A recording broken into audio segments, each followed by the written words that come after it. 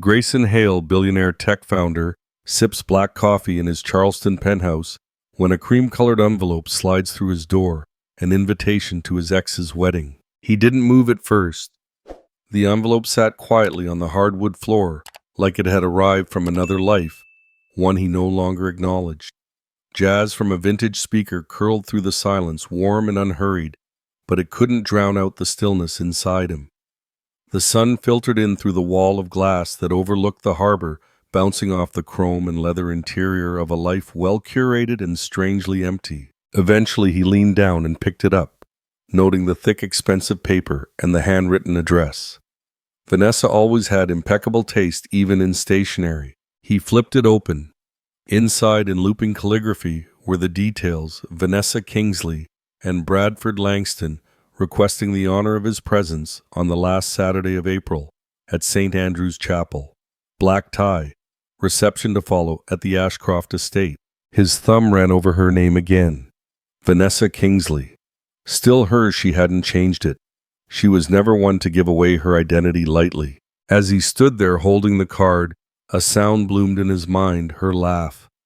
Echoing through that cramped college apartment they once shared, bouncing off the walls between stacks of textbooks and empty takeout containers. The memory came with scent, coconut conditioner, cinnamon tea, old vinyl.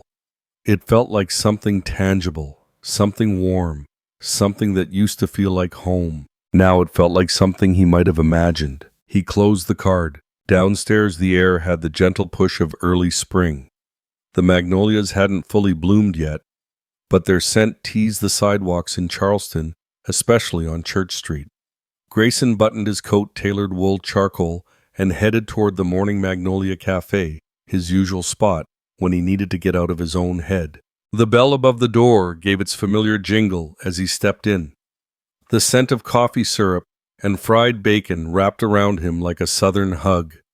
He took his seat by the window without needing to order. Loretta, the waitress, 70 if a day, always in floral blouses, nodded at him.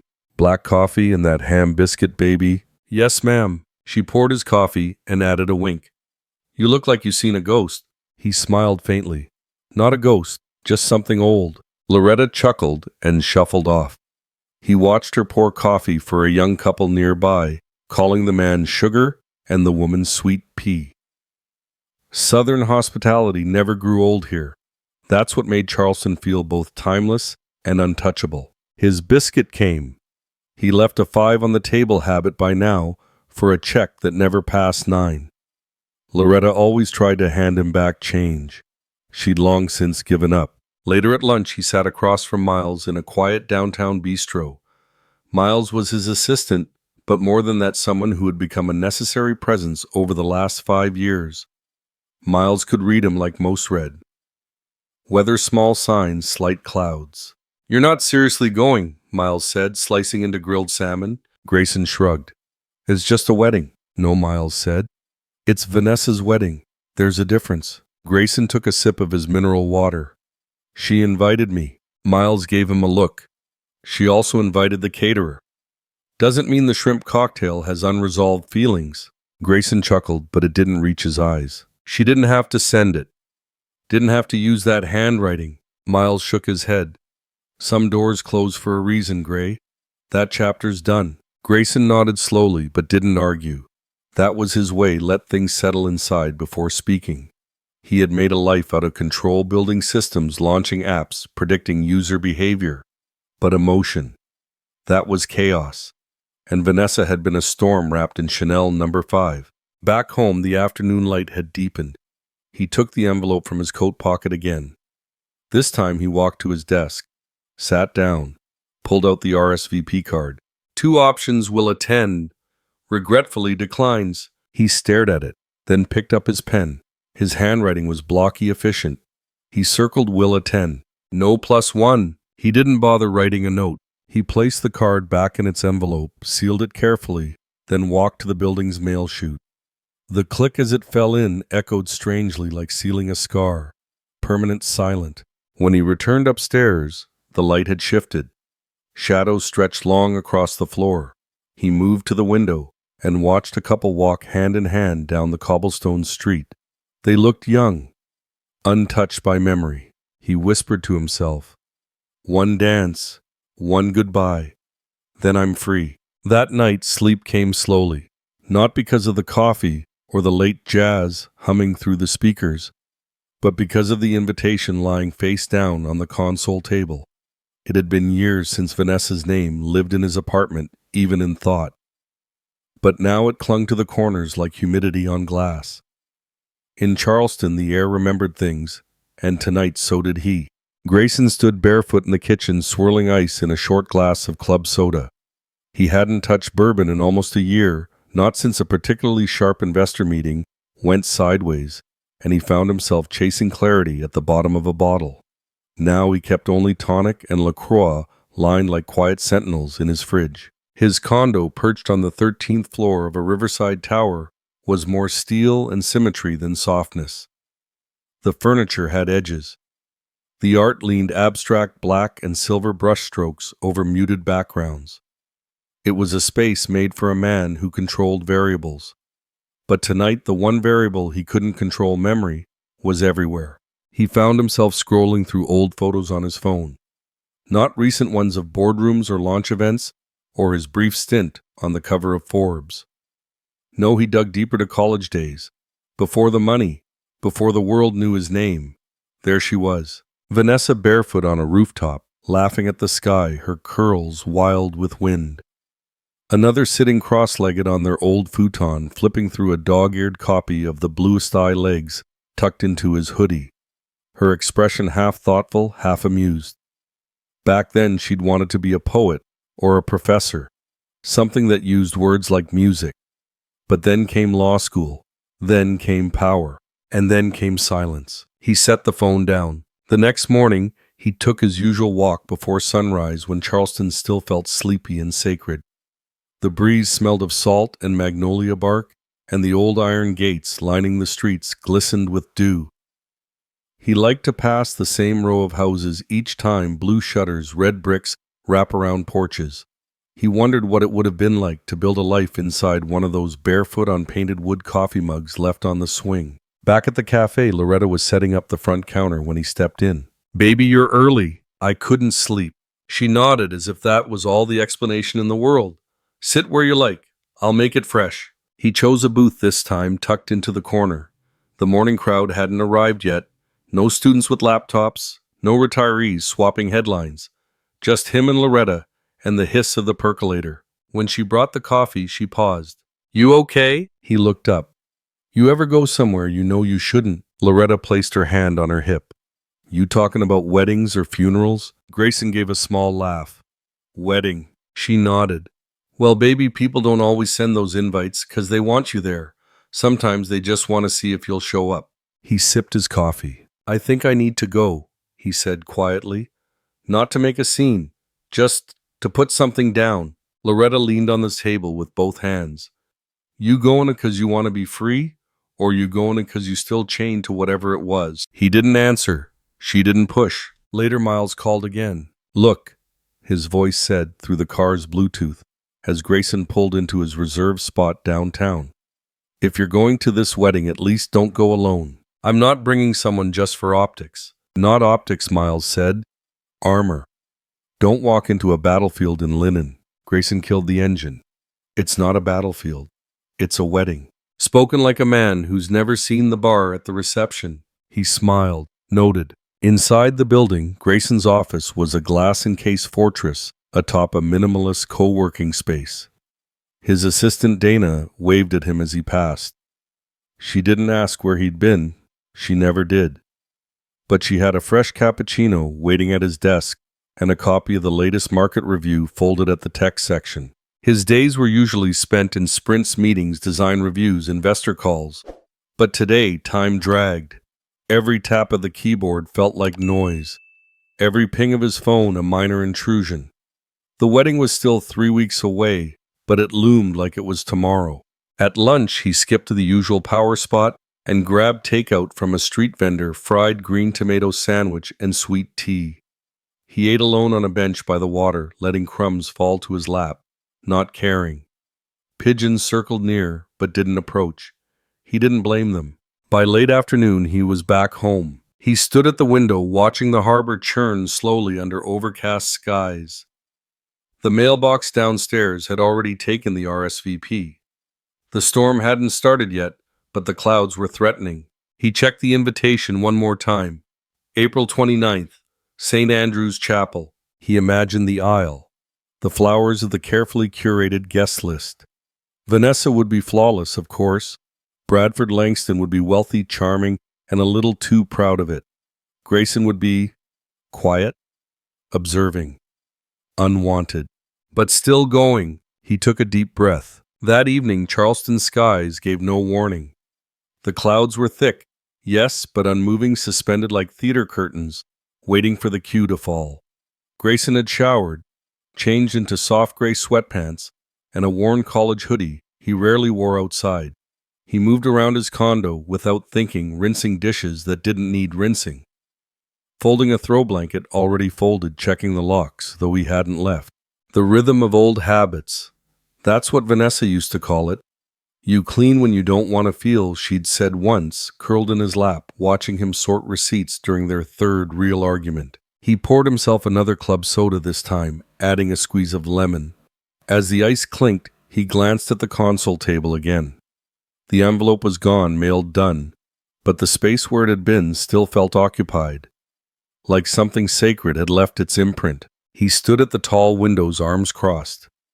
Below, the harbor's surface had turned slate gray, and the occasional gust stirred ripples across its skin. Across the street, a woman in a trench coat hurried with her dog, both looking up at the sky. Like they knew what was coming. The jazz had stopped an hour ago, and the silence was more noticeable now. He didn't restart the music. Instead, he listened to the subtle creaks of the building, the faint hum of distant traffic, the sound of his own breathing. At one point, he sat at the piano, an untouched upright gifted years ago by a grateful developer whose app Grayson had invested in early. He wasn't a player, not really, but he pressed a few keys softly. The sound was imperfect, wobbly. He tried a few chords, nothing resembling a melody, just noise. But the act of trying made something inside him loosen. He pressed one key gently, then another. The notes weren't beautiful, but they were his, real, undistracted. Eventually the air changed. It wasn't just the scent of rain coming. It was that sudden hush, like the world had inhaled and forgotten to exhale. Grayson rose, walked to the windows again, and slid one of them open. The breeze came in cool and damp and electric with warning. He should have closed it. Instead, he leaned into it, watched as the first drops began to tap softly against the metal railings, then faster, heavier. The storm didn't roar in. It whispered. 1,000 whispers falling steadily, insistently. It darkened the sidewalks, painted the rooftops in slick gray sheen. He could hear it all now, the cars hissing down wet streets, the rustling of leaves, the occasional distant honk muffled by water. Grayson didn't move. He let the air touch his face, let the sound settle into his bones. There had been a time he hated storms. Vanessa loved them.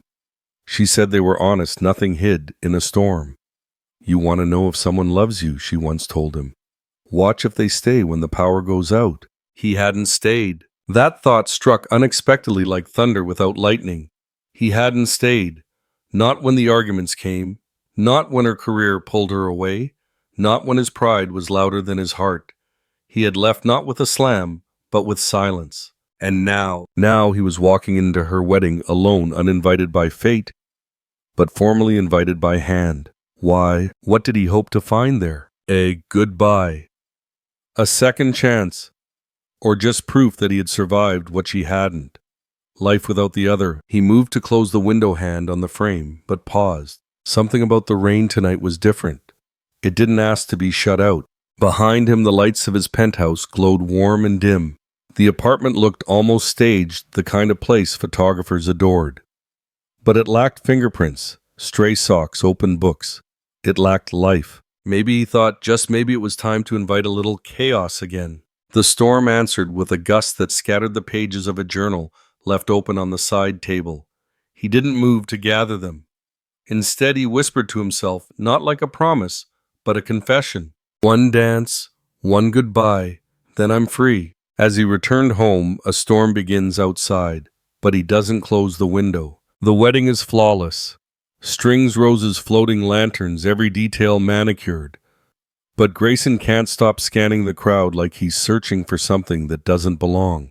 The afternoon light was soft and golden, filtering through the flowering dogwood trees, like nature itself had RSVP'd yes.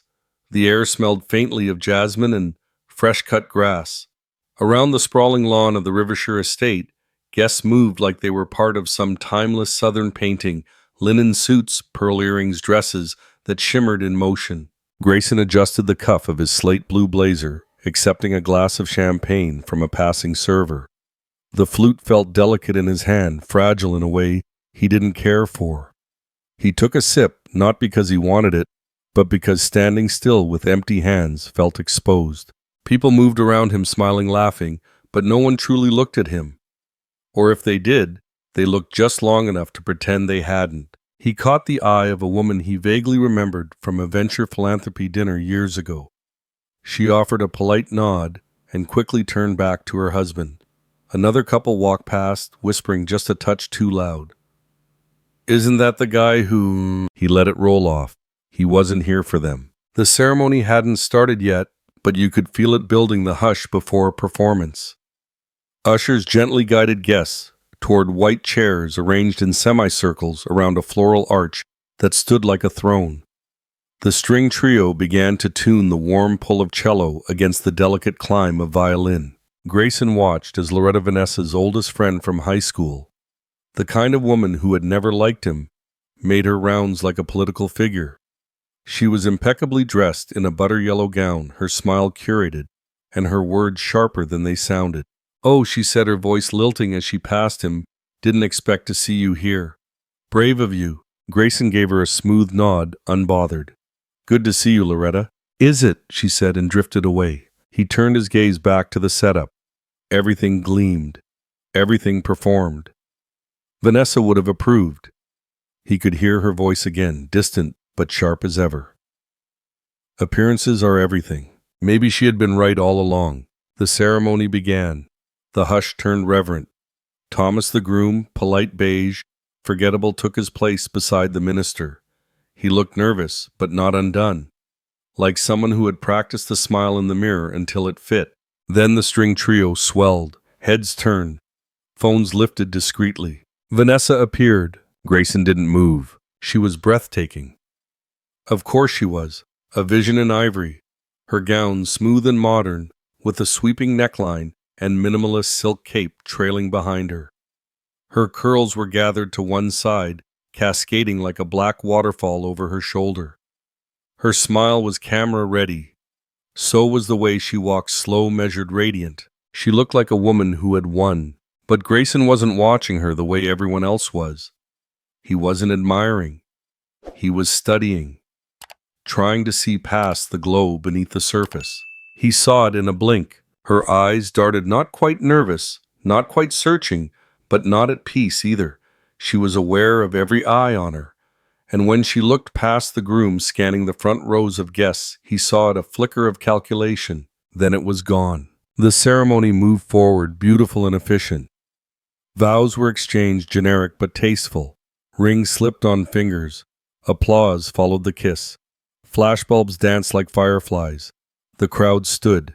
Grayson clapped hands, slow, steady.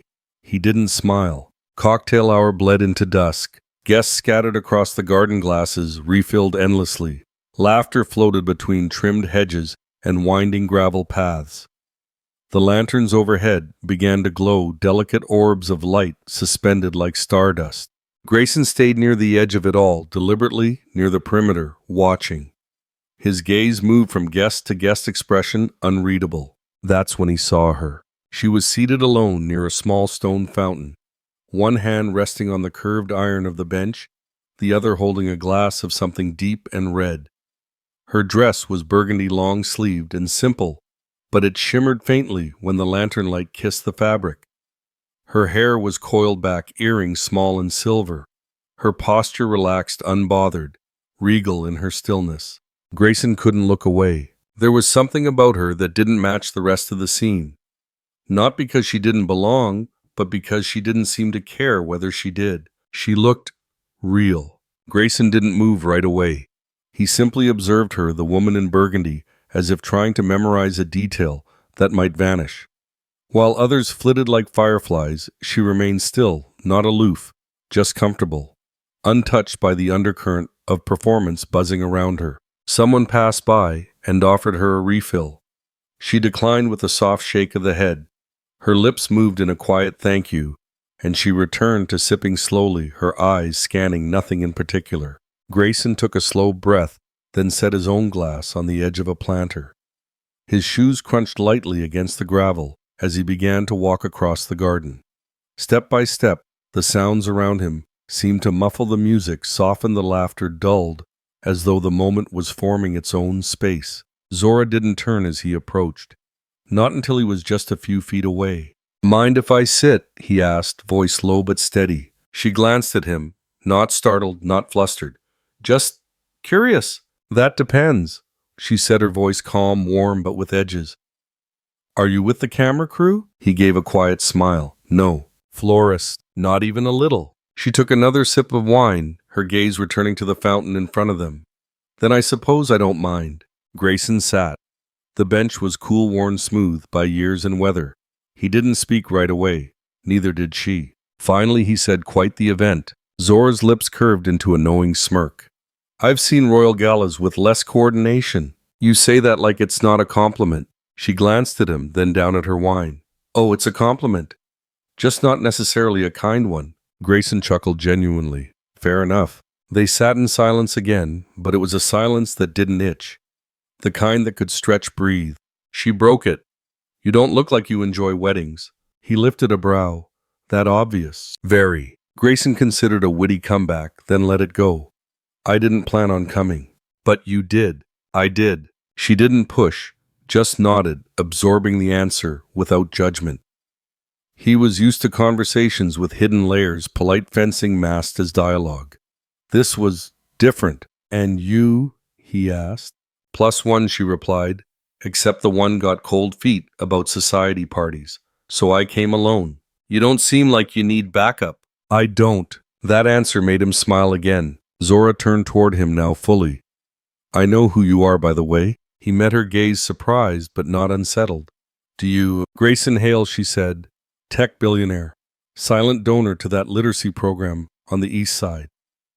Quietly disappeared from public life 3 years ago after a certain high-profile split." He exhaled a mix of amusement and something else. "You read a lot of tabloids." "I read People," she replied. He respected that answer more than he wanted to admit. They were quiet again, the music drifting through the dogwood branches, the sounds of cutlery and conversation fading into background texture. Zora swirled the last of her wine in the glass, then set it on the bench's edge. "I don't usually dance with billionaires," she said suddenly. Grayson turned to her, brow lifted. "That's a shame. We're not all bad." She gave him a look. "I didn't say you were bad. Just busy, bored, performing." He looked down, then back at her. "I don't feel like performing tonight." She stood slow, graceful. "Then don't." She stepped forward, holding out her hand. "Come on," she said, almost a dare. "One dance, for irony's sake." Grayson hesitated just a beat, then took her hand. The band shifted into a slow, vintage tune, something soft and golden from the jazz age. Grayson let himself be led, not out of hesitation, but out of something unfamiliar, the desire to follow rather than control. The grass beneath their feet had been flattened by heels and polished shoes, a temporary dance floor born out of garden ceremony excess. Couples moved gently through the dusk, framed by strings of lights overhead and the occasional flare of camera flashes. But Grayson saw none of it. Not really. He only saw her. Zora moved with quiet confidence, not flashy or performative. Her hand rested lightly in his. Her other settled against his shoulder, unbothered by proximity. She wasn't playing to an audience, wasn't playing at all. She danced the way some people pray, inward focused, serene. He mirrored her pace, letting the rhythm guide him. For a man known for seizing control, it was strange how natural this surrender felt. "You're good at this," she murmured. "Dancing?" he asked. "No," she said, amused. "Being present." Grayson tilted his head slightly. I'm out of practice. Well, she said, eyes soft. You're doing fine. They twirled once gentle, unhurried, and landed back where they started. Somewhere above them a lantern flickered. Somewhere nearby a champagne cork popped. But within their space the world narrowed to just music and motion and breath. He didn't realize how long they had been dancing until he felt the shift in the air, not the wind, but something sharper. Eyes. He glanced up, instinct kicking in, and there she was. Vanessa stood at the edge of the crowd, arm looped through her new husband's. She wore her signature radiant smile, but it was brittle now, stretched a touch too far, her jaw just a shade too tight. Her eyes were locked not on the crowd, not on the dance floor. On them. Grayson met her gaze briefly. He didn't flinch, didn't blink, just held it. Then Zora, sensing the change, looked too. She didn't say a word, just turned her attention back to him, measured, grounded. She looks like she saw a ghost, Zora whispered. Grayson shrugged lightly. Maybe she did. The song neared its end, a low swell of saxophone and piano fading into night. Zora stepped back slightly, her hand still resting in his. Well, she said, if I'm about to be dragged into Charleston gossip columns, I hope my lipstick held up. He smiled genuinely. You look unbothered. Good, she said. Because I am. They stood there still holding hands while the world around them resumed its polite chaos. From the far end of the garden, Loretta watched too, her lips pressed into a thin line. She turned to the woman beside her and whispered something that made them both look over. Zora noticed. She leaned in to Grayson, voice low and dry. And so the whispering begins. He chuckled. Let them whisper. I intend to. She pulled away fully now, offering him a final glance. Thank you for the dance, Mr. Hale. He inclined his head. Thank you for the honesty, Miss Langston, she said. Zora Langston, he repeated, letting it settle. I'll remember that. I expect you will. And with that, she disappeared into the garden crowd, not vanishing, just drifting. Like smoke. Like something you'd try to follow and realize too late was never still to begin with. Grayson remained on the dance floor for a few more seconds alone. A new song began, faster, louder, but he made no move to dance again. He glanced once more toward Vanessa. This time she had turned away. They walk onto the dance floor. From across the crowd, Vanessa sees them, and her smile falters. The song is slow. The string lights flicker. Zora's hand in his feels steady, like she's danced through fire before. The tune drifting through the air wasn't just familiar, it was haunted. The same melody had once filled a cramped college apartment where Vanessa danced barefoot, laughing, tugging him toward light in those young, reckless days. They danced without words. Her movements were neither rushed nor coy. They were deliberate, like each step was a quiet declaration that she didn't fear being seen.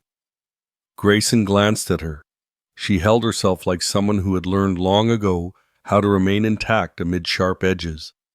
He wanted to ask her something, anything, but feared breaking whatever spell the night had woven between them. He noticed the way her shoulders moved, not stiffly, not in an effort to impress, but with ease. Zora had a rhythm all her own. She didn't follow his lead so much as she met it, challenged it, softened it.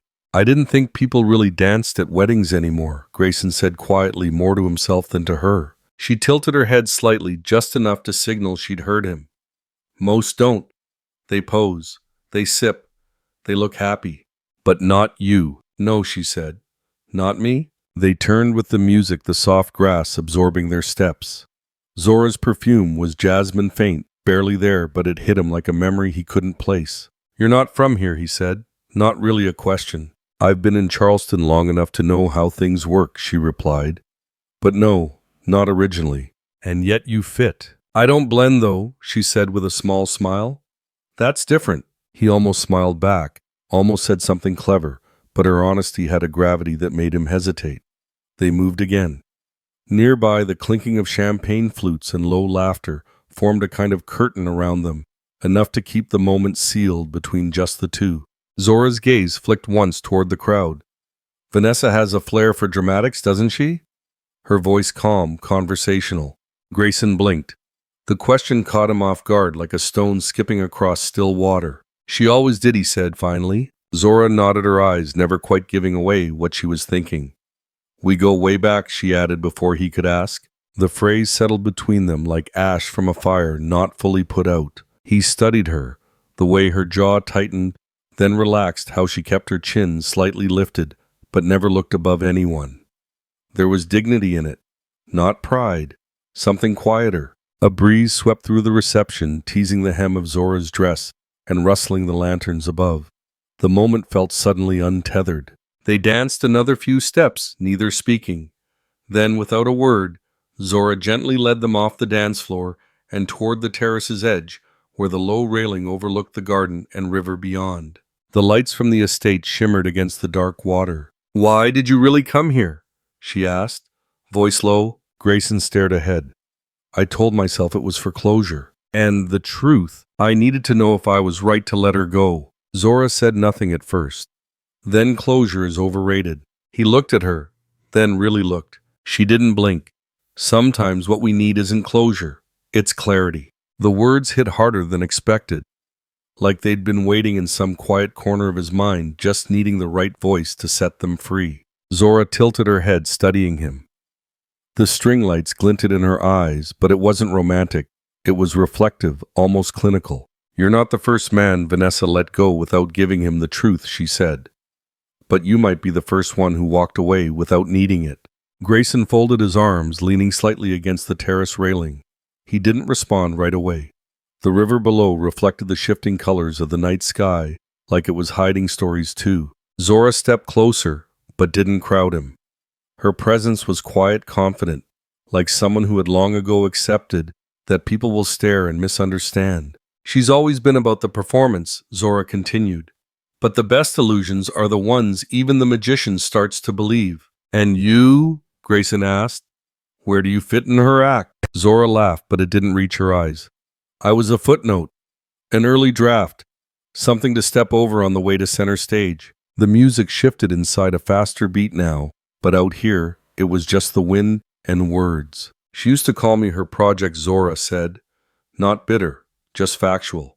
Said I needed polishing. You don't seem like someone who needs fixing." "That's because I stopped letting her touch the edges." They stood in silence again. The night didn't rush them. Zora took a sip from the glass in her hand, something dark red. "I only came tonight because I knew she'd pretend I didn't exist." Grayson nodded slowly. "And I came to see if I ever did." Zora smiled faintly. "So here we are, ghosts at a wedding." She turned toward him more fully now. "I didn't expect to dance tonight." "Neither did I," he said. "But I'm glad I did. You're different from the version she used to describe." "You mean richer?" "No, I mean kinder." Her voice softened. "I wore the bruise she gave me for years." Grayson didn't flinch at her words, but they landed with the weight of something long buried and freshly unearthed. They lingered in that moment, the jasmine-heavy breeze slipping between them, like a quiet third presence. He watched her not with pity, but with a growing reverence, the kind reserved for people who survive things without becoming bitter. "You don't have to explain," he said finally. "But if you ever want to, I'll listen." Zora nodded, not in agreement, but in acknowledgement. "You're not the man she remembers. That might be the only reason I agreed to dance." Inside, the music had shifted again. A faster jazz rhythm, now laughter spiked and glasses clinked. But the quiet outside was its own kind of celebration of restraint, of honesty, of unsaid truths floating safely in the night air. Grayson leaned against the stone balustrade, his eyes searching the lantern swaying above. "I thought tonight would be about closure." "You're not the only one," Zora said softly. "I used to think healing meant watching the person who hurt you apologize or suffer. But sometimes healing is realizing you don't need either." He turned toward her, surprised by how natural her words felt in the space between them. "You say things like you've already let go." She gave a short breath, somewhere between a laugh and a sigh. "Letting go doesn't mean I forget. It means I stopped carrying it like it was mine to fix." Grayson looked down at his hands. Even in the dim light, he could see a tremble. Not from cold, from memory. "Do you ever miss who you were before her?" Zora was quiet for a long moment. "Then I miss the part of me that trusted easily. But I don't miss being blind." A server passed by with a tray of champagne flutes. Zora politely declined. Grayson took one, but didn't drink. You ever think he said that we show up to events like this, hoping someone will see the version of us we used to be? Or maybe the version we're trying to become? Zora looked at him thoughtfully. Or maybe we're just hoping someone will see us. Period. Grayson smiled at that, a small, honest smile that didn't reach for charm. You've got a sharp way with truth. I've had a lot of practice, she replied.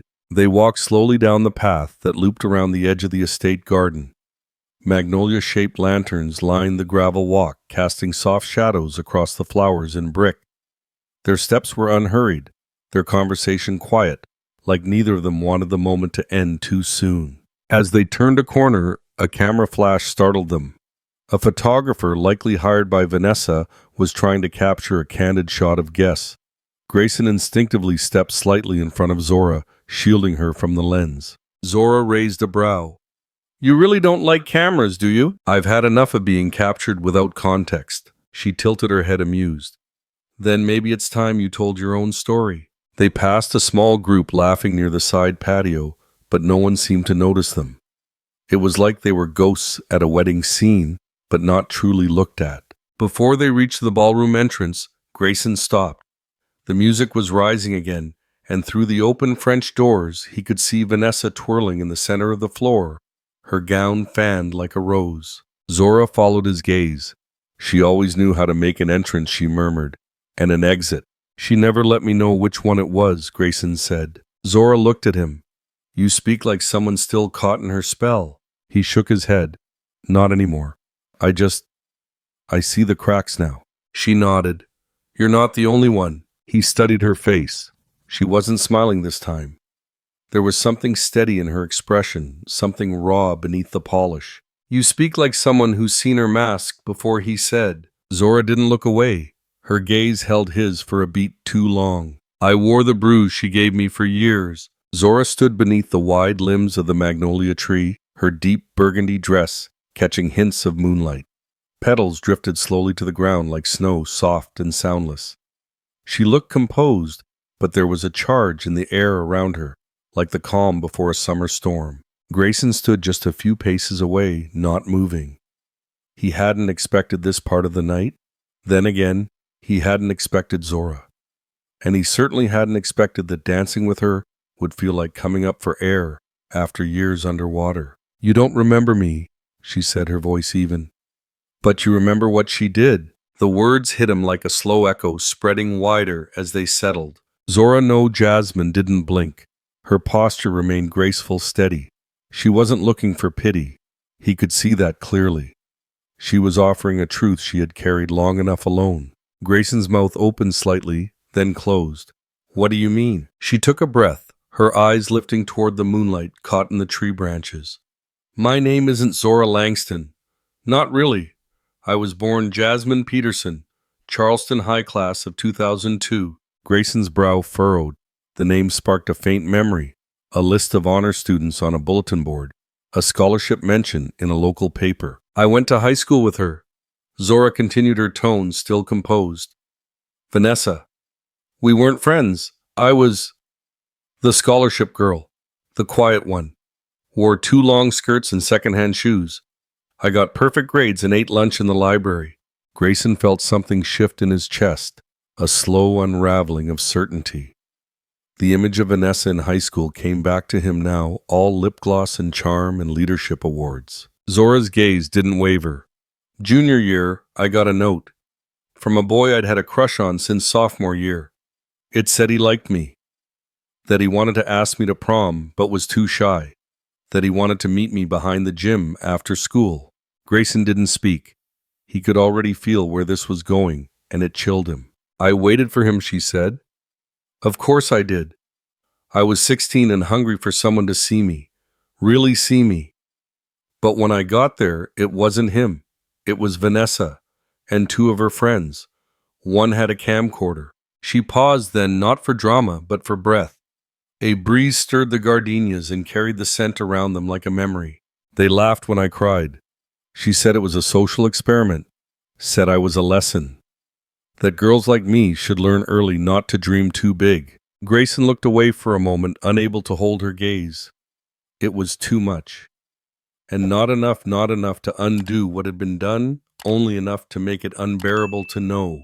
I went home and didn't speak for days, Zora said. My mother thought I was sick. I dropped out of all my extracurriculars, stopped raising my hand in class.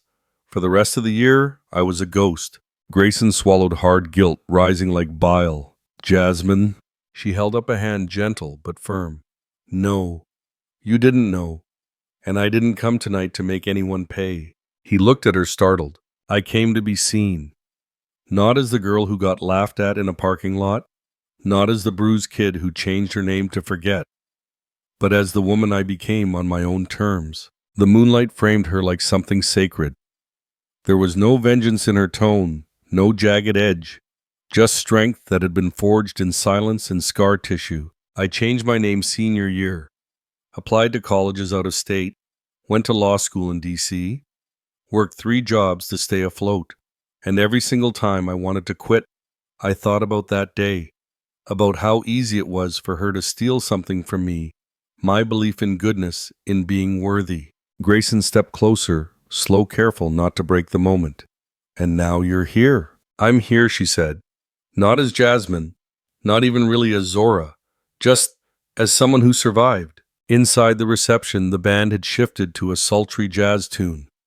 Vanessa's laughter rang out briefly, light, effervescent, fake. Grayson's jaw tightened. I never knew what she was capable of. Zora turned to him, her eyes calm but ancient in their knowing. That's the thing about cruelty. It hides behind charm. Grayson leaned against the stone railing of the terrace, the coolness grounding him. Inside, the clinking of glasses and polite laughter continued as if the world hadn't just tilted on its axis.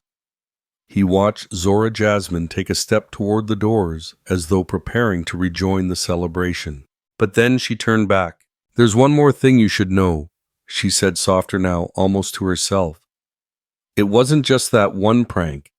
That was just the finale. Grayson's breath caught. She spread rumors, quiet ones, the kind that stick like smoke to a name, that I cheated, that I slept with a teacher, that I cried in the bathroom every day. I didn't. But it didn't matter. When people already believe you don't belong, they don't need much to justify it. The words didn't come from a place of vengeance. They were archival, documented truth, facts etched into her memory like old court records. She made me feel invisible, or worse, like being invisible was a mercy. Grayson looked at her, really looked. The soft line of her jaw, the quiet power in her spine. There was no victim here, only a woman who had walked through fire and hadn't turned to ash. And now he asked gently, what does it feel like to be seen? Zora gave a half smile. Odd, but good. There's something dignified about telling the story yourself. No more hiding behind the sanitized version. He nodded. That's the hardest thing sometimes. Not just surviving, but claiming the story. She tilted her head. You sound like someone who knows. Grayson exhaled, rubbing his thumb over the edge of his glass. Vanessa and I, we had our own mess. In college she was electric, brilliant, but she wore ambition like armor. She needed to win always.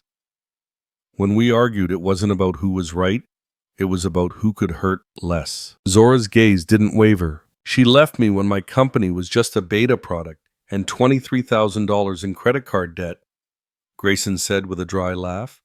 Said I was chasing fairy dust. Said she didn't have time to wait for my maybe success. Zora's lips curved slightly.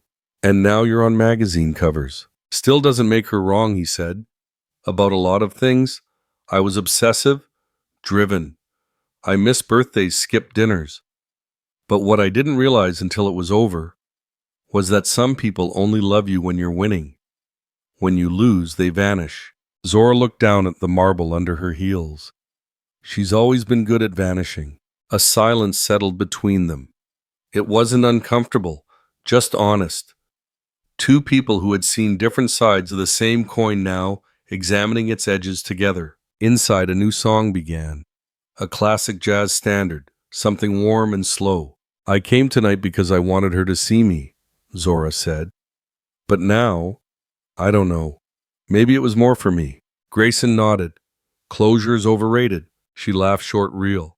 Yeah, it's clarity that changes you. Their eyes met.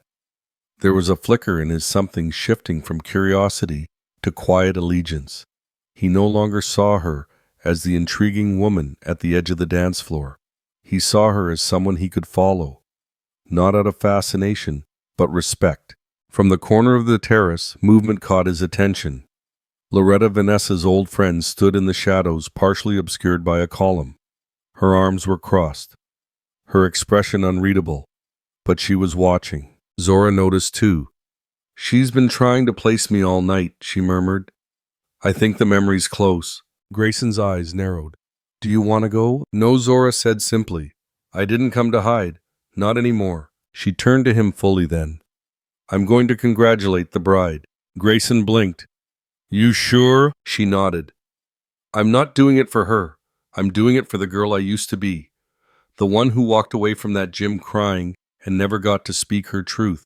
She deserves to be here, to walk up to the woman who tried to break her and say, 'I made it, and I'm still whole.'" The sheer grace in her voice left him stunned. Zora started walking toward the double doors.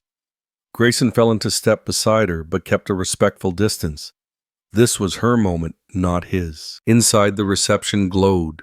Lanterns hovered above, floating in gentle suspension. Laughter rose and fell like tides. And Vanessa, radiant in her sleeveless gown, stood near the cake table, her new husband at her side, smiling politely at some relative in seersucker. Zora's heels clicked across the marble floor as she approached. Grayson stayed back watching. Vanessa turned just as Zora reached her. Their eyes met. Vanessa's smile froze mid-laugh. Her eyes narrowed, not in recognition, not yet, but in calculation. She scanned Zora's dress, her posture, the quiet confidence in the way she stood. Zora said nothing at first.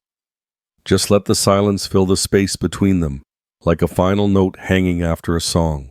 "Then congratulations," Zora said, her voice as smooth as the gardenia-scented night air behind them.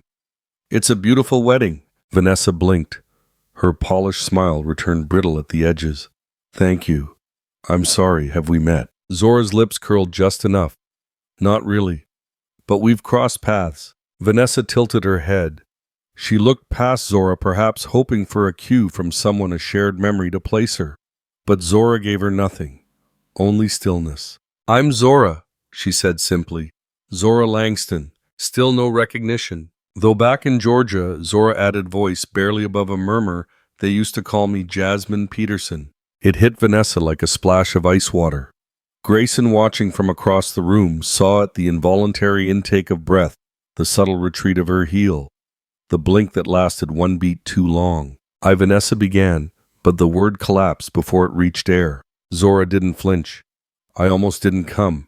I thought, maybe time makes things irrelevant. Maybe we grow out of old ghosts." Vanessa recovered her posture mask, clicking back into place like a reflex. "I don't know what you think." "I think," Zora interrupted, gentle but firm, "that for a long time I thought I had to forgive you in silence, just to get on with my life." A hush formed around them, not a spectacle, not yet. But the air shifted. Loretta across the room was suddenly very still. A man with a drink paused mid-sip. The jazz trio played on, unaware. And then Zora continued, "I realize forgiveness isn't always about silence. Sometimes it's standing in front of the person who tried to erase you and letting them see you're still here." Vanessa opened her mouth, closed it. Her gaze flicked around the room. She was calculating angles, exits, optics. "You've made quite the life," Zora added. "Glamour, power, status, all the things you once said only belong to people who fit." Vanessa's eyes narrowed. "I don't remember ever saying that." "Of course you don't," Zora said quietly. "It was a Tuesday, senior year, outside the counselor's office. I was crying. You told me some people just don't have the look. Then you walked away laughing." Grayson took a step forward instinctively, but Zora glanced at him and gave the subtlest shake of her head. She had this. "I didn't come to shame you, Vanessa," she said.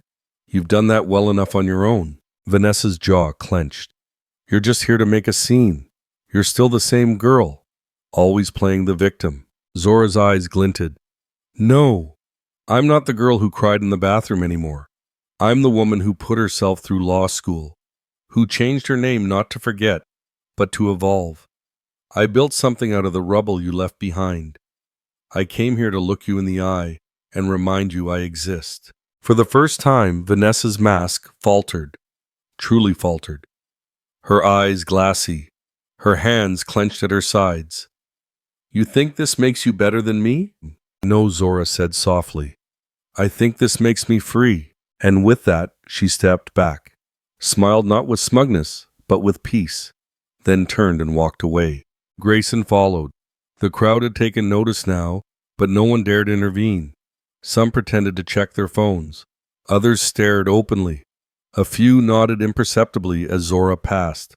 Outside, the air felt cooler. The lantern swayed gently. Grayson caught up with her beneath the magnolia tree. "You okay?" Zora exhaled as if releasing years in one breath. "Better than okay." He looked at her, really looked. "You didn't just walk into that room to speak your truth. You walked out of it with it intact." Zora smiled, and for the first time all evening it reached her eyes. He stepped closer. "Can I ask you something?" She tilted her head, inviting him. "What do you want now, I mean, after this?" Zora thought for a long moment. "I want to rest. I want to love people who see me. I want to stop waiting for apologies from people who will never give them." Grayson nodded slowly. "That sounds like clarity." She turned toward him. "And you? Why did you really come?" He hesitated.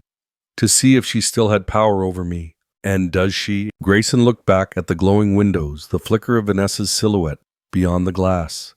Then at Zora. "No," he said. "Not anymore." They stood together beneath the stars, neither of them speaking. Nothing needed to be said. The dance, the truth, the confrontation, all of it had brought them here. Then Grayson asked gently, "What are you going to do now?" Zora's smile returned quieter but unshakable. "I'm going to congratulate the bride." Vanessa's laugh dims when she sees Zora approaching. Champagne still in hand, she freezes like a woman recognizing a ghost. The side hallway outside the ballroom was meant to be quiet, a space for guests to escape the buzz of clinking glasses and smooth jazz. But now the white marble beneath Zora's heels echoed with something heavier. Not anger, not vengeance. Something older. Something earned. Vanessa turned bouquet, gripped tight in one hand, glass of Dom Perignon in the other. Her smile faltered as she locked eyes with the woman before her. Tall, poised lips painted like she knew the history of silence. "I almost didn't recognize you," Vanessa said, her voice brittle at the edges. She glanced quickly down the hall, as if calculating the proximity of the next guest. "But now?" "Jasmine." Zora tilted her head slightly. "No, Jasmine didn't survive. Zora did." There was no malice in her tone, only fact. The air between them seemed to still the laughter from the reception, muted as if even the sound refused to intrude. Vanessa took a slow sip of champagne, stalling. "It's been, what, over a decade?" 13 years, Zora replied. 4,745 days. But I stopped counting around year 5. "I didn't know you'd be here," Vanessa said quickly. Too quickly. "You're not... I didn't send you an invite." "I wasn't invited," Zora said calmly, "but I heard the music, and I came." Vanessa's brows arched, feigning confusion. "If this is about the past, Jasmine, we were kids. Teenagers do dumb things." "You mean like inventing a fake boy, convincing me he loved me, and then broadcasting our fake prom night kiss over the school monitors?" Zora's voice didn't rise, didn't crack. It didn't need to. The power lay in the precision. Vanessa's mouth parted, her practiced charm now trembling. "It wasn't personal." Zora took one step closer, the hem of her deep burgundy dress brushing the marble. "You recruited 2 other girls. You printed up fake notes. You had them passed to me during English. Every word felt real. You let me fall into it week by week. That wasn't dumb. That was deliberate." "I was under pressure," Vanessa said, her voice sharp now. "My mom was sick. I was dealing with..." "You were crowned homecoming queen." 3 days later, Zora interrupted. "You went to the Bahamas that summer. You were fine." Vanessa's mouth clamped shut. Zora exhaled softly, as if she'd carried this weight so long it had bent to her spine. "I'm not here to punish you. I'm not here for an apology either." Vanessa blinked. Then what do you want? Zora looked past her toward the double doors leading to the reception. The music had changed slower now, more intimate. She could still see lanterns swaying just beyond the glass. I want you to know, Zora said, that I'm still standing, that I built a life after Jasmine, that the girl you tried to break became a woman you could never buy. Vanessa swallowed hard, mascara smudged slightly beneath one eye. Her grip on the bouquet had turned her knuckles white. I'm an attorney now, Zora added. Pro bono work. Family law. I help girls like Jasmine, the ones who carry shame that doesn't belong to them. Vanessa's breath hitched. Zora tilted her head gently. That's all. No speech, no scene, just truth. She turned slightly about to walk away and stopped. I used to think I needed your silence to heal, Zora said, without turning back. But I don't. I needed to hear my own voice more than I needed yours to go quiet. Behind them, a soft step echoed. Grayson, he hadn't meant to overhear. He'd followed Zora instinctively. Something in the way her shoulders held weight, and Grace had pulled him from the dance floor to this hallway. He stood still, unsure if they had seen him, unsure if it mattered.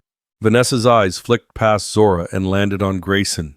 The color drained from her face. Zora glanced over her shoulder, her expression unreadable. In that suspended moment, the hallway was silent, but something had shifted, not like a crash, but like a curtain falling, a performance ending. Vanessa looked at Grayson, looked at Zora, and understood this wasn't just a reunion. It was a reckoning. Grayson didn't say anything. Not at first. He stood at the end of the hallway, hands in his pockets, eyes fixed on Zora. Not with pity, but something quieter, more reverent. Zora turned fully now. Vanessa still hadn't moved. You heard all that? She asked him softly. Not embarrassed, just confirming. Grayson nodded once. Yeah. Vanessa finally found her voice. How long have you been standing there? Long enough, he said. There was a pause, heavy, but not uncomfortable. Zora tucked a curl behind her ear, the way someone does when they've carried silence for years and finally let it down. Vanessa straightened, fixing her posture like it might protect her. Grayson, this is being taken way out of proportion. He tilted his head. Is it? Vanessa stepped forward, bouquet still in hand, champagne forgotten now. It was high school. Everyone does things they regret. Grayson's voice was low even. You didn't regret it. That stopped her. I remember how you talked about those days, he continued, voice steady. You always said high school shaped you, that it made you strong. I thought you meant what you overcame, not what you did to others. Vanessa bristled. This is supposed to be my wedding day. Zora gave a small, sympathetic smile. And it still is. I didn't come here to ruin anything, Vanessa. You're still married, still rich, still adored by everyone who doesn't know who you were. People change, Vanessa snapped. Yes, Zora agreed. But only if they stop pretending they never needed to. Grayson looked at her, then not Vanessa, but Zora, and something shifted in his face. Not surprise, not admiration. Recognition. Vanessa saw it too. I see what this is, she said, her tone sharpening. You two, no, Zora cut in. Don't go there. Vanessa's eyes burned with something bitter. You think this makes you noble? Coming in here like a silent martyr? Zora didn't flinch. No, it just makes me free. Loretta appeared around the corner mid-conversation with a tipsy woman in pearls, but stopped cold when she saw the three of them in the hallway. Her gaze flicked between Grace and Vanessa and then landed on Zora. Her brows furrowed. Then recognition. She didn't say Jasmine's name out loud, but her expression did. Zora met her eyes for half a second and then turned back to Vanessa. I spent a long time thinking I needed to be louder, Zora said, to prove I wasn't weak, that I wasn't the joke you made me out to be. She exhaled like letting go of something long clutched. But I don't have to yell to be whole, and I don't have to hate you to move on. The hallway was hushed. Even Loretta gossip halfway up her throat seemed to hold it back. Vanessa looked like she wanted to say something, to defend, to lash out, to deny. But no words came. Only a slow unraveling in her expression, like a seam popping behind perfectly stitched silk. Zora took a final step forward, closing the space between them. I don't want anything from you, she said, voice clear, firm, unshaken. No apology, no explanation.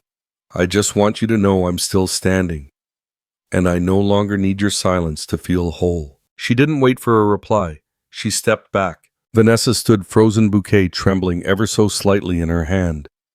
Her eyes glistened not from joy, not from love, just exposure. Grayson stepped forward just enough so his presence couldn't be ignored. Vanessa saw him again, this time with full awareness. He had heard everything. For once she didn't have a smile to offer. No clever retort, no sharp edge wrapped in velvet. He looked at her steady quiet, then turned to Zora. "You ready to go back in?" he asked gently. Zora gave a small nod. "I'm ready." They walked past Vanessa together, not in defiance, not in triumph. Just two people who had outgrown Ghost. As they disappeared down the hallway, Loretta finally whispered, not even trying to hide it. "Jasmine Peterson. I thought she disappeared." Vanessa didn't respond. She stared down the hallway into the quiet, into what was no longer hers to control, and behind her the string quartet played something sweet and slow, a tune no one would remember, but Zora would never forget. They returned to the ballroom like nothing had happened. But something had. Grayson could feel it in the way Zora moved beside him, not lighter, but anchored. Like a storm had passed through her, and she was still standing in its wake, steady and unshaken. The guests barely noticed their absence. A few had slipped into a tipsy sway near the band, heels off and jackets loosened. The glow from the string lights and candles made everything feel soft, too soft for the truths that had just been spoken in the hallway of white marble. Zora spotted a server with flutes of champagne and took one. She didn't drink it. Grayson watched her in silence for a moment. Then gently, "You sure you want to stay?" Zora turned toward him, eyes steady. "Yes, I want her to see me happy." He nodded, understanding more than she said. They stood side by side near the edge of the room. No touching, no whispers, just a calm presence. Grayson's jaw remained tight. His heart was thudding, but not from anger, from clarity. Vanessa reappeared a few minutes later. Her bouquet was gone. So was the flush in her cheeks. She moved like someone trying to float even as she sank. Loretta followed behind her, whispering again, but this time Vanessa didn't entertain her. She walked past the curious glances, ignoring the sideways smiles. Something about her eyes had shifted, shaken, yes, but also quieter. Maybe for the first time in years. Grayson kept his eyes on her. She noticed. She faltered. The groom Thomas stood with two older guests smiling earnestly as he described something about the foundation they'd set up as wedding favors. His sincerity felt painful now, like a clean sheet laid over a blood-stained bed. Zora leaned toward Grayson. "He doesn't know, does he?" Grayson shook his head. "Not who she used to be. Should someone tell him?" He looked at her. "Do you think it would help him love her less?" Zora considered that. No, but it might help him see her fully. They stood in the quiet of that thought for a long moment. A child danced by them, someone's niece, spinning in a cream dress with a pink sash, blissfully unaware of the emotional fractures surrounding her. Zora smiled at her gently. Grayson watched Zora more than he watched the room. She didn't need applause. She didn't need revenge. She needed only to be present to let her very existence speak for itself. And it did. Loudly. Even in her stillness. "I'm glad I came," she said after a long pause. "I'm glad you did too," Grayson replied, voice low. The band shifted songs again. The familiar tune from earlier returned, slow, almost mournful, if you listened hard enough. Vanessa's wedding dress shimmered under the lanterns as she moved toward the stage with Thomas. Zora didn't move. She watched. "Would you dance with me again?" Grayson asked, quieter than before. Zora tilted her head. "Even knowing what you know, especially knowing it." She considered, then placed her hand in his. They stepped out under the lights. The crowd barely noticed them, too busy watching the bride. But a few eyes followed. Loretta's. A couple of Grayson's old colleagues. One woman in pearls. No one said a word. The music surrounded them. Their hands met again, familiar now, but never routine. Grayson felt the strength in Zora's fingers. She held nothing back. "I don't know what comes next," he murmured. "You don't have to," she said. "We're not owed clarity all at once." He looked at her, the reflection of string lights in her dark eyes. "But you gave me something back there. You gave me truth." Zora smiled faintly. Sometimes that's all we have. They danced, and across the room, Vanessa turned toward them, just for a moment, her face unreadable. But her eyes didn't lie. Grayson held Zora close, not too tight, not too careful. Just enough. He leaned in, voice gentle. What you said back there? It mattered. Zora didn't reply right away. Her gaze drifted across the lanterns overhead, the soft motion of petals on the table arrangements, the faint taste of jasmine still lingering on her wrist. And then finally she met his eyes. I didn't say it for her, she said. He nodded, understanding deeper than he could name. As the song faded, Zora stepped back slightly, enough to draw a breath, enough to draw a line. That's when Vanessa approached. Not alone, Thomas beside her, smiling gently at them both. I think we're about to cut the cake, Vanessa said, tone neutral. Zora gave a polite nod. Enjoy it. Vanessa lingered a moment too long, but she didn't say anything else. Thomas turned to Grayson. Good to see you again, man. Thanks for coming. Grayson nodded. Congratulations. Vanessa walked away without another glance. Zora sipped her champagne. It was warm now, still untouched. Grayson exhaled. You okay? He asked. Zora didn't look at him this time. I will be, she said. Then she turned to him fully, her voice softer now, but no less certain. I'm going to congratulate the bride. 3 weeks later, Grayson and Zora meet at a small cafe by the water. No tuxes, no spotlight, just two people with stories and choices. The cafe was called Corner Bench, a little yellow-painted spot tucked between a used bookstore and a bait shop. The kind of place that still used handwritten receipts and played old Al Green songs over dusty speakers.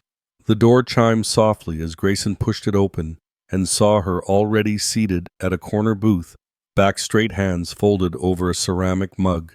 Morning sunlight streamed through the lace curtains, casting warm patterns across her cheek. Zora looked up and smiled, not the polite kind people wear at weddings, but a real one. You're early. He sat across from her, brushing invisible lint off his navy sweater. I was afraid you wouldn't come. I told you I would. That's true, he nodded. But you've told me a few things that took me a while to believe. She chuckled lightly and reached for the sugar jar. Her nails were painted the softest mauve like early spring. That's fair. The waitress came by, round hip silver curls and a voice like gravel mixed with sunshine. What can I get you, baby? Just coffee, thanks, Grayson said. Don't let him fool you, Zora added, glancing at the waitress. He'll want the blueberry cornbread when he sees mine. The older woman laughed. I'll bring 2, she said, and disappeared. Grayson leaned forward, elbows on the table. You've been here before. Mr. Ellis, the owner, used to be a friend of my grandmother's. I come here when I need to breathe. Grayson nodded, watching her. There was something unshakably grounded about Zora, like a tree that had survived every storm and still managed to bloom. He stirred his coffee, then said, I stepped down. She raised a brow. As CEO, I'm taking a sabbatical. Zora tilted her head, surprised. That's unexpected? Is it? She thought for a moment. Maybe not, but still a big deal. He exhaled.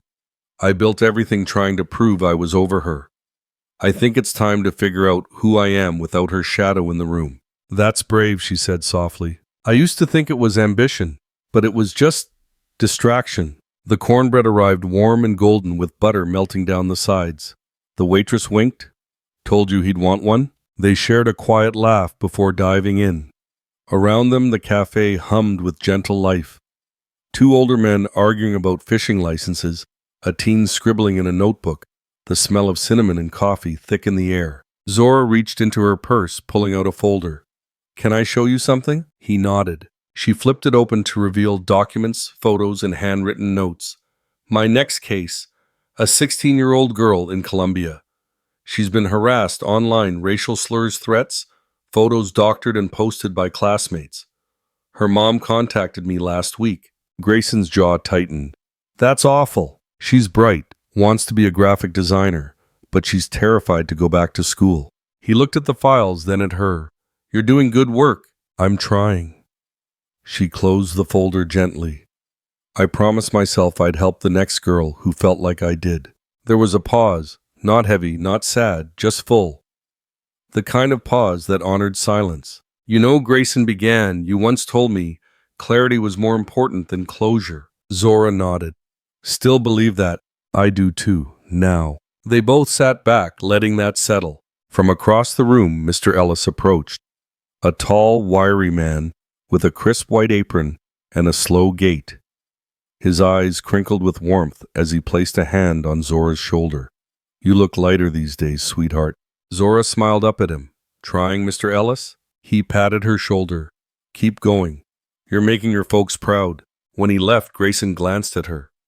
You have people in your corner. I didn't always, she replied. But I've learned to build my own bench. He smiled, liking the metaphor. Their phones buzzed at the same time. Zora checked hers and blinked. It's from Loretta. Grayson raised a brow. She opened the message. Her brows furrowed, then softened. It's an apology and a thank you. Unexpected. Deeply. Zora slid her phone face down. I didn't need it, but I'm not going to throw it away either. That's grace, Grayson said. She shrugged. That's peace. Outside, a breeze stirred the Spanish moss in the oaks. The cafe door opened briefly, and a bit of laughter from the street floated in. Grayson took a sip of his coffee, eyes never leaving hers. He didn't ask for more, didn't reach for her hand, just sat and listened. And that made all the difference. Zora leaned back slightly in her chair, her fingers curling around the warm ceramic mug. The scent of cinnamon and brewed chicory floated between them. She watched Grayson as he spoke, not the man on magazine covers, not the one Vanessa had molded, or the one the tech world admired, but someone stripped of armor. Human. Present. I'm not sure what's next, Grayson admitted, stirring his coffee without looking at it. I've built things my whole life. But maybe it's time to unbuild for a while. Zora's brows rose. Unbuild, he smiled softly. Yeah. Step away. Let the company breathe without me for a while. Let me figure out what I want when I'm not constantly performing. Zora nodded slowly. That's not an easy thing to do for someone who's always been in charge. He looked up, met her eyes. Neither is rebuilding yourself from ashes. She didn't flinch. She didn't look away. There was a stillness in her, now like a person who had stopped bracing for the next blow. It's not ashes anymore, she said. It's soil. Grayson's gaze lingered. Fertile. She chuckled, quiet and warm. Getting there. Their conversation drifted. They talked about books they'd read lately about the gentrification creeping into Charleston, about how odd it was to see high school bullies grow into real estate agents or city councilmen. I'm taking on a new case, Zora mentioned after a while. 15-year-old girl. Black. Bullied online by kids at her private school. The school's trying to cover it up. Grayson's jaw tightened. Of course they are. She doesn't want revenge, Zora said. She wants to feel safe walking down the hallway. That's all. There was a pause. Grayson reached into his coat pocket for his phone, silenced it without looking.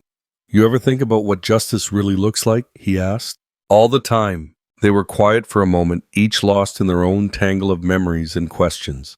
Then the cafe's back door creaked open, and sunlight spilled across the worn floorboards. Mr. Ellis appeared carrying a fresh pot of coffee in one hand and a small towel over his shoulder. You two doing all right? He asked, eyes crinkling as he looked between them. Zora smiled. We're perfect, Mr. Ellis. He leaned slightly toward her as he poured. You look lighter these days, sweetheart. Zora's throat tightened, but she swallowed it down. Trying to be. You're doing better than trying. I can see it. He turned to Grayson. And you? Keep sitting with her. You might learn something. Grayson chuckled. I already have. Mr. Ellis patted his shoulder and moved on, whistling some half-forgotten hymn. The moment lingered in the warmth left behind. Zora glanced at her phone and paused. An email had popped up in her notifications. Her face changed just slightly, but Grayson noticed. Something wrong? No, she said. Just surprising. She opened the message. The sender, Loretta Williams. Subject line, acknowledgement. Zora read it once, then again. What is it? Grayson asked gently. Zora handed him the phone. Read it. He did. Loretta's voice came through in the clipped sentences. I don't know if this will mean anything, but I remembered you. I remembered everything. I laughed when I shouldn't have. I said nothing when I should have. I saw you at the wedding. I saw how you held yourself. I was wrong not to speak up then. I'm speaking now. Thank you for standing. I see you. Grayson handed the phone back. That's something. Zora's lips pressed together. Yeah, she didn't say more. She didn't need to. Outside, the wind rustled through the palmettos. Inside, time moved slower. They let it. Grayson leaned forward, elbows on the table. Can I ask you something? Of course. Why meet me here today? You could have let it end at the wedding. Zora took a breath. Because there's a difference between closure and clarity. I didn't need you to fix anything. But I wanted you to see me. Not as someone wounded or avenging or dramatic. Just me. I do, he said softly. I see you. She met his eyes. Her voice dropped barely audible. And I see you too, Grayson. Not the mogul, not Vanessa's ex, just you. Something unspoken passed between them, like the last thread of something old being cut, leaving space for something new to form. And in that space, neither rushed to fill it. They simply let it breathe. They didn't rush. The check had been paid. The coffee mugs were half full, and the sun had begun its slow descent outside the cafe's lace-draped windows. Grayson sat back, watching how the late light caught the edge of Zora's cheekbone. She didn't wear makeup the way Vanessa used to like armor, and he found something deeply honest about that. Across the room, Mr. Ellis wiped down a table, humming low. Zora glanced over. He's been here since before I moved back, she said. This place was the only one that felt unchanging. Charleston can do that, Grayson replied. It hides its evolution under cobblestones and charm. Zora smiled. Like people, their conversation dipped into comfortable quiet. Grayson looked down at the wooden table, his fingers tracing the grain. You know, he said slowly, when I stepped onto that dance floor at Vanessa's wedding, I didn't expect to meet anyone, especially not someone who would completely realign how I saw the past. Zora looked at him. You saw the truth. That's not nothing. I did, he admitted. And it made me want to be someone who doesn't just see, but does better. Zora tilted her head. And what does better look like for a billionaire? He gave a quiet laugh. Stepping away for starters. I've built enough. Led long enough. I'm taking 6 months off. Maybe longer. Just like that. Not just like that, he said. But it's time. She studied him, the way he held his mug like something fragile. You don't look like a man running away. I'm not, he said. I think I'm finally running towards something. The bell above the door jingled as an elderly couple walked in. The woman wore a purple scarf that matched her cane. She smiled when she saw Zora and gave a little wave. Zora waved back. You know everyone here, Grayson observed. She shrugged. Not everyone. Just the ones who see me. Their waitress returned, refilled their mugs without asking. You two doing okay? Sugar? She asked Zora. We are, Miss Janice. Thank you. Grayson smiled. Do they all call you Sugar here? Only the ones who matter, Zora said. They sipped quietly for a few minutes. Then Zora glanced at her phone. What is it? Email from Loretta, she said. Subject line, no excuses. Grayson raised a brow. Zora opened it, read silently. Her lips pressed together. Then she exhaled slow. It's an apology, she said, and a thank you for not turning it into a public reckoning. You expected that. I didn't expect anything, she said. That's the thing about closure. You stop waiting for it. Grayson nodded. And clarity. She looked at him. That I've got. Mr. Ellis passed by again, topping off her coffee for the second time. You look lighter these days, sweetheart, he said with a wink. Zora laughed. That's the jasmine oil, Mr. Ellis. No, he said, smiling. It's the soul. Can't perfume peace. Grayson glanced at her. He's not wrong. They lingered until the cafe's shadows grew longer and the conversations inside mellowed into the rustling of newspapers and spoons against ceramic. Zora stood first. Well, she said, I have a client meeting early tomorrow. Teenage boy. Being cyberbullied for wearing pink nail polish. Grayson smiled. He's in good hands. I hope so. She picked up her coat.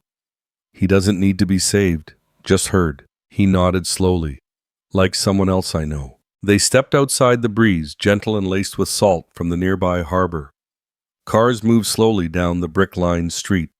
Zora pulled her coat a little tighter. Grayson looked at her, the question forming before he could temper it.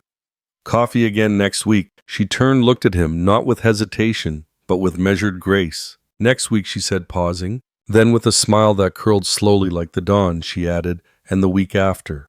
We'll see. And just like that, she walked off in the direction of the evening light, leaving behind no promise, no ribbon, no finale, only possibility.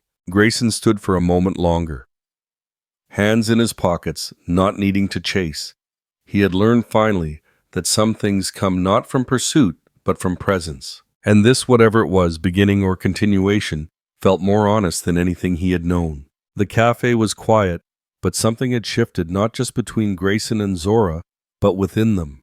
No spotlight, no revenge. Just truth finally spoken and finally heard. Sometimes healing doesn't come with fireworks. It comes in silence, in clarity, in knowing that kindness doesn't always shout, it simply endures. Like sunlight through lace curtains. Quiet grace has a way of reaching even the places long hidden in shadow. So if this story stirred something in you, a memory, a hurt, or maybe hope, let it remind you, the most powerful transformations often begin with being truly seen. And if you can today see someone that the world has overlooked, that might just be enough.